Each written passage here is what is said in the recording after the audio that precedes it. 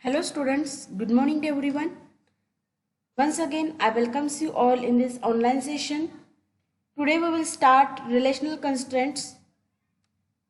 In the last session, we have just a look on the relational constraint, and today we are going to study this point in detail. Relational constraints are the conditions that must hold on valid relation states. Integrity constraints is a mechanism used to prevent invalid data entry into the table. It means that you are enforcing some conditions on the attributes. SQL constraints are used to specify rules for the data in the table. Now, what you got from this concept? Only constraints are nothing but conditions. After that, integrity constraints are nothing but mechanism used to prevent invalid data entry into the table. And SQL constraints are used to specify the rules. Okay, SQL for rules, integrity for invalid data entry, and this ensures the accuracy and reliability of the data in the table. If there is any violation between the constraint and the data action, the action is aborted. Okay, this is about the definition of constraints, and in that integrity and SQL constraints. Now, what are the types of integrity constraints? Integrity constraints having various types like domain integrity constraints, entity integrity constraints, and referential integrity constraints. These are the three types of integrity constraints. Now, the domain constraints are again divided into two types like not null domain integrity constraints and check domain integrity constraints. After that, the entity integrity constraints are classified into two types. Here you can see primary key constraint and unique constraint, and last but not least, referential integrity constraint having type foreign key constraints. This is the overall hierarchy of the integrity constraints.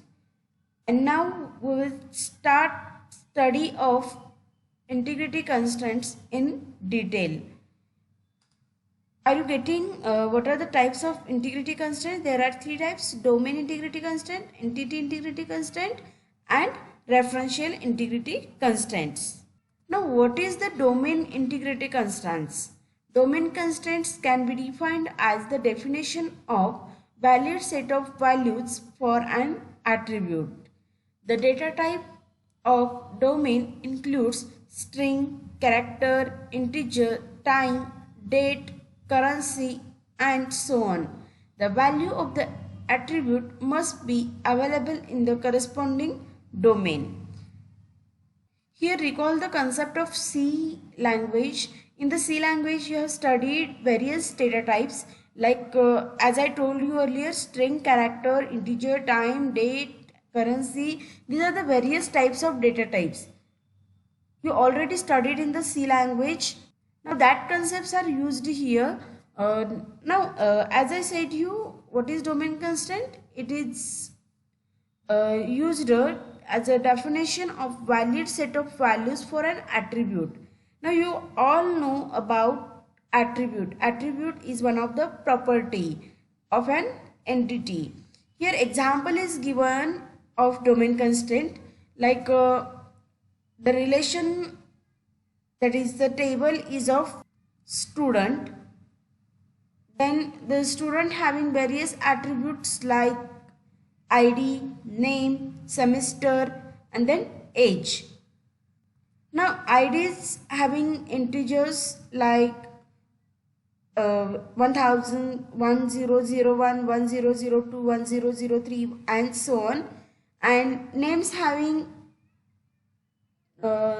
string, that is Tom, Johnson, Leonardo, and so on.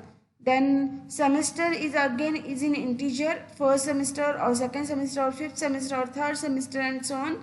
And the last one is about age attribute. Here what you can see in the age attribute, the age must be in integer value, in the age having data type integer. Now here Tom is having age 17, Johnson is having age 24, Leonardo is having age 21, Kate is having age 19, and see here Morgan is having age A. Is it possible? Not. Then the age column not allowed the value A, that is character data type. Age must be in integer data type. So again recall the definition of domain constraint. Domain constraints can be defined as the definition of valid set of values for an attribute. Here you must have to put the valid value for the attribute age. So a value is not allowed in the age attribute because age is always in integer data type. Are you getting the concept of domain constraint? Here same for the name 1002 or for the name at the name Johnson 17 is not allowed because name is always having the data type string. That's why in domain constraint you have to put a valid set of values for an attribute is very important. Now there are two types of domain constraint, that is not null constraint and check constraint. Now what is not null constraint? Null is considered to be the legal value for all the domain specified in SQL. So it's okay for an attribute to have null value, but there are some attributes which need not be null. For example, consider a student tuple that has a null value in its name attribute. In this case, we are storing information about an unknown student. So in these cases, we have to particularly specify not null constraint for the specific attribute in a relation. By specifying an attribute to be not null, we restrict the domain of that attribute for not accepting the null values. Let us see how do we specify an attribute to be not null. Here you can see the syntax of not null is given. For example, SQL create table and table name.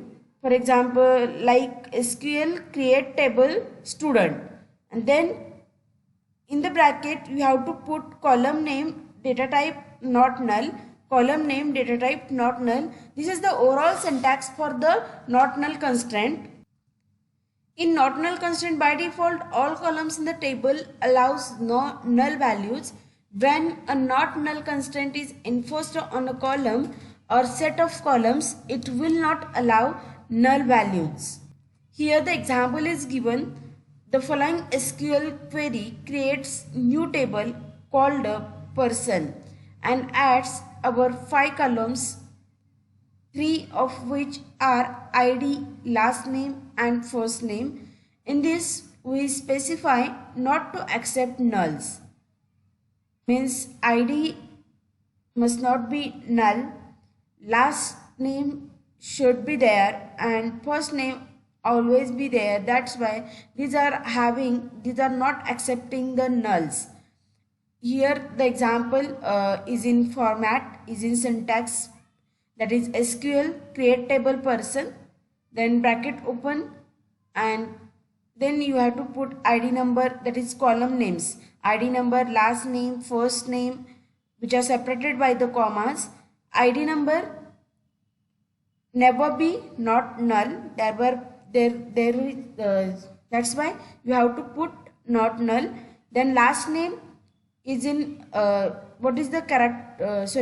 ID is in data type number, last name having data type varchar, first name having data type varchar, then age is in number data type. That's why If you are having this is the concept of not null constraint. That's why ID number, last name and first name, these columns are not allowing the not null values. That's why here we put not null and then not null. If person table has already been created, then to add a not null constraint to the age column in the Oracle and MySQL, you would write a query like the one that is shown in the following query. Here the how to write a query for adding age column not null constraint. After the table creation, not null can be added as SQL alter table person modify age number having not null, and then this is the query to to add the age column in the Oracle and MySQL where we have to add not null constraint to the age column. In short, you can say the not null constraint enforces a column to not accept null values. This enforces field to always contain a value, which means that you cannot insert a new record or update a record without adding a value to this field. This is about not null constraint, which is the first type of domain integrity constraint. Now the second one type is check constraint. What is check constraint? The constraint defines the condition. You all know about it, that each row must satisfy. A single column can have multiple check conditions. The check constraint enables a condition to check the value being entered into the record. If condition evaluates to false, the record violates the constraint and is not entered in the table. Are you getting what I said? The check constraint enables the condition to check the value being entered into the record. You have to check only that the value is entered into the record or not. If condition evaluates to false, the record violates the constraint and is not entered in the table. Here again the syntax is given as we saw in not null syntax. Likewise, check constraint is also having the syntax like SQL create table name, and then open the bracket and write the column name 1, column name 2 having which type of data types, and then to which data type to which column you have to add the constraint. Then put constraint name check condition in the tags. Okay, and then the column names are separated by the columns, and then finally you have to put the semicolon after the syntax. This is the overall syntax of check constraint. For example, the following program creates a new table called person and adds 4 columns, that is ID, last name, first name, age. Here we add a check with age column so that you cannot put any person who is below 18 years. Okay. Now you have to put this statement in the syntax of check constraint, that is SQL create table person, open the bracket, and then put the various different column names, that is ID, last name, first name, age. Now we have to apply check constraint on which column? On the age column. That is, what is the condition? You cannot have any person who is below 18 years. Now ID number never be null, that's why you have to put here not null constraint. Last name is having ID is having data type number, it should be not null.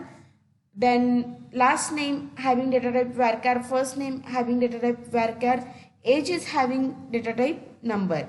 Now last name should not be not null.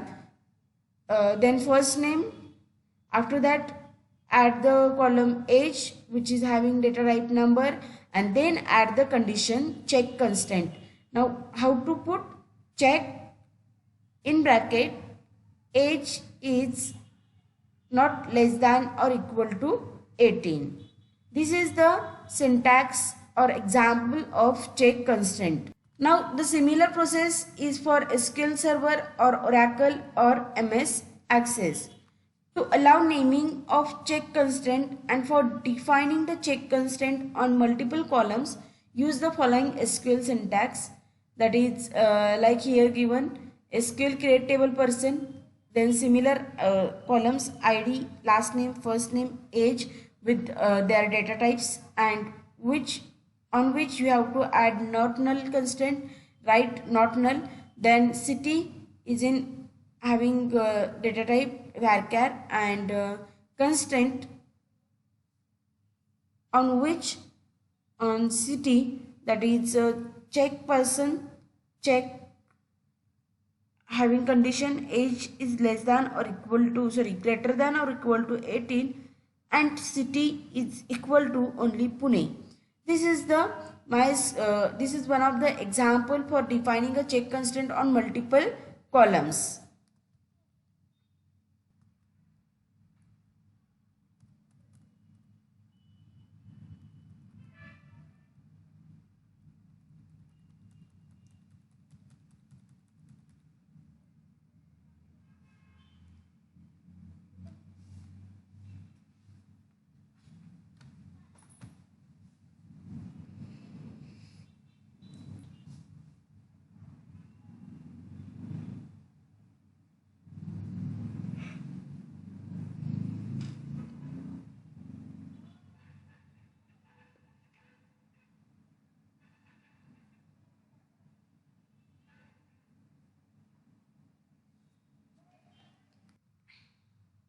In this way, today you all have learned about relational constraint in database management system. Are the constraints imposed to ensure database correctness. Then constraints are nothing but conditions, in that integrity constraint is related to the invalid data entry into the table, and skill constraints are used to specify rules for the data in the table. There are three types: domain integrity constraint, entity integrity, referential integrity. Domain integrity, today we have detailed study about domain entity integrity constraint. That is, there are two types: not null integrity constraint and check constraint. In not null, you all have studied about by default all the columns in the tables allow not nulls. When a not null constraint is enforced on column or set of columns, it will not allow null values. And in check constraint, the check constraint defines a condition that each row must satisfy. A single column can have multiple check conditions. This is all about today's session. In the next session, we will study about types of entity integrity constraint and referential integrity constraint. Thank you so much.